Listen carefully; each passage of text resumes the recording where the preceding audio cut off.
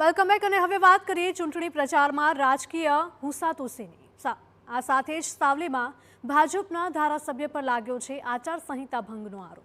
સાવલી શહેર કોંગ્રેસ પ્રમુખનો દાવો છે કે કેતન ઇનામદારે 11 વાગ્યા બાદ પણ જાહેર સભાઓ યોજીને આદર્શ આચારસંહિતાનો ભંગ કર્યો।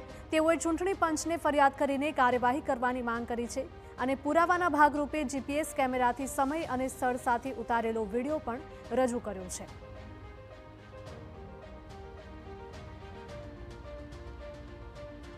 સભ્ય એ રાતે 10 વાગ્યા પછી જાહેર સભાઓ કરી, 11:30 વાગે, 12 વાગે આચારસંહિતા ભંગની ફરિયાદ કર્યા પછી અડધો કલાક લગીને છતાંય સભાઓ ચાલી।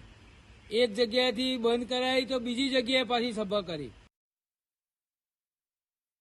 કેતન ઇનામદારની સ્પીચનો વિડીયો પણ રજૂ કર્યો છે, જેમાં ખુદ કેતન ઇનામદાર સમયનો ઉલ્લેખ કરતા સાંભળવા મળ્યા। तो तुम्हारो भाई અત્યારે 12 વાગ્યા સુધી ના બધો ફરતો ના હોત 11:30 વાગ્યા તો તમારો ભાઈ અત્યારે 12 વાગ્યા સુધી ના બધો ફરતો ના હોત 11:30 વાગ્યા તો તમારો ભાઈ અત્યારે 12 વાગ્યા સુધી ના બધો ફરતો ના હોત 11:30 વાગ્યા।